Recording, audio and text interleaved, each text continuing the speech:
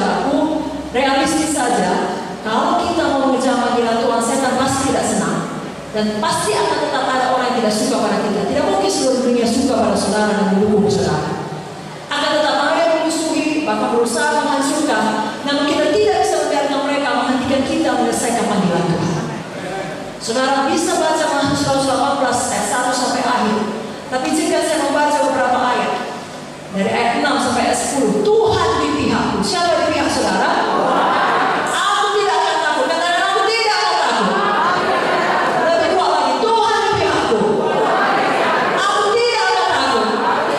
Sampai angkat tangan saudara. Sekarang katakan, Yesus di pihakku. Aku tidak akan takut. Amin. Baik, saya bacakan terus. Apa yang dapat dilakukan manusia terhadap aku? Tuhan di pihakku menolong aku. Aku akan memandang rendah mereka yang membenci aku. Lebih baik berlindung pada Tuhan daripada percaya pada manusia. Lebih baik berlindung pada Tuhan daripada percaya pada para bangsawan. Segala bangsa melihat aku demi nama Tuhan. Sesungguhnya aku pukul mereka mundur.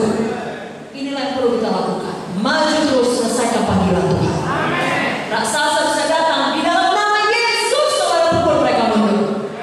Nah, saudara tidak fokus kepada hal itu. Saudara fokus pada upah yang kekal menanti saudara.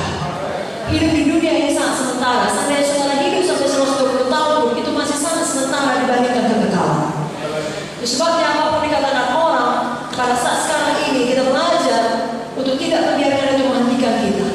Apalagi di zaman yang penuh dengan hoax, saudara, itu sangat mudah membunuh karakter seseorang. Baik dengan kebohongan langsung diberitakan dari depan mimbar seperti ini, atau melalui sosial media.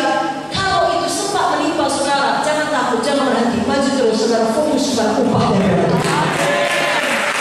Kalau bagaimana maju kalau seluruh dunia mempercayai kebohongan mengenai saya, padahal itu bukan kebenaran, itu jelas hoax. Saudaraku, hamba-hamba Tuhan di Alkitab telah terlebih dahulu mengalaminya dan mereka benar. Kalau mereka ditolong Tuhan, saya dan saudara juga ditolong Tuhan. Saudara masih ingat kisah mengenai Yusuf, istri Potifar berbohong, jadi hoax sudah ada sejak dulu, saudara. Dan dia berkata, itu Yusuf hendak berbuat jahat. Lalu semua percaya dan Yusuf dijebloskan dalam penjara. Di mata dunia Yusuf bersalah. Di mata dunia Yusuf tidak tahu untung. Sudah diangkat ya menjadi orang berkuasa oleh Potifar. Malah buat jahat sama istrinya. Yusuf layak dimasukkan penjara. Hanya dia yang tahu kebenaran. Tuhan yang tahu kebenaran. Dan tentunya istri Potifar juga. Tetapi istri Potifar berbohong. Semua percaya pada kebohongan. Namun Tuhan kita Tuhan yang adil. Sebabnya saya dan saudara juga harus belajar fokus kepada upah yang kekal. Tuhan kita tidak pernah meninggalkan kita. Musa juga menjadi hamba Tuhan karena dia fokus kepada upah yang kekal. Saudara buka dalam buku Ibrani 11 ayat 23 sampai 26 dikatakan karena iman. Saudara berkata karena iman. Karena iman maka Musa setelah ia lahir disembunyikan selama 3 bulan oleh orang tuanya karena mereka melihat bahwa anak itu elok rupanya dan mereka tidak takut akan perintah raja. Karena iman maka Musa telah dewasa menolak disebut anak putri Firaun. Musa menolak disebut anak putri Firaun. Kenapa? Ayat 25. Karena ia lebih suka menderita sengsara dengan umat Allah daripada untuk sementara menikmati kesenangan dari dosa. Ia menganggap penghinaan karena Kristus sebagai kekayaan lebih besar daripada semua harta Mesir. Kenapa? Pandangannya dia arahkan kepada upah. Nah, hari ini sedang Tuhan GKI Sibolga dan semua hamba Tuhan yang lain dari cabang lain mengarahkan pandangan kepada upah. Hati saudara yang menjawabnya, tapi biarlah firman Tuhan ini membuat kita berlaku demikian. 2 Korintus 4 ayat 18 berkata, kami tidak memperhatikan yang kelihatan, melainkan yang tidak kelihatan. Karena yang kelihatan adalah sementara, sedangkan yang tidak kelihatan adalah.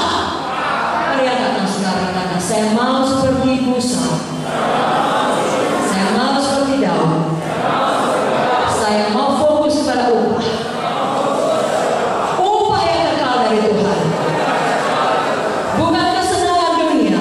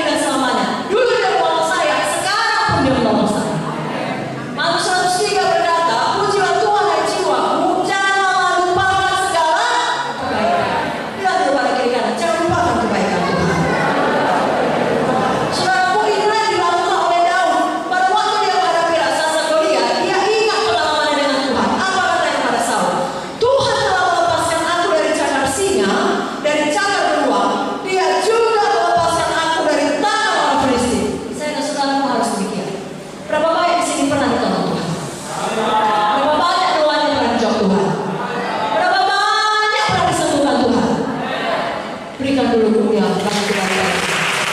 Tapi sebabnya ke depannya terus ingat itu saudara. Ya, Ibu Munte selalu mengingatkan kami bagaimana Tuhan melepaskan kami berulang kali, melepaskan kami daripada maut, saudaraku. Yang paling ekstrim adalah ketika ada orang yang tinggal dengan sepeda motor, nah, kemudian menembak supir kami, lalu pergi ke depan mobil, hendak menembak Pak Munte.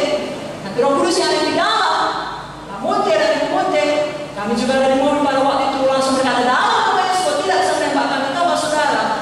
Kalau dalam situasi seperti itu, manusia mana pun tidak dapat menolong, hanya Tuhan dapat menolong. Sama halnya ketika bom diletakkan depan rumah, dan setelah diteliti, ternyata isinya banyak paku, seperti bom tadi di Medan, saudaraku, dan dikatakan sebenarnya tergolong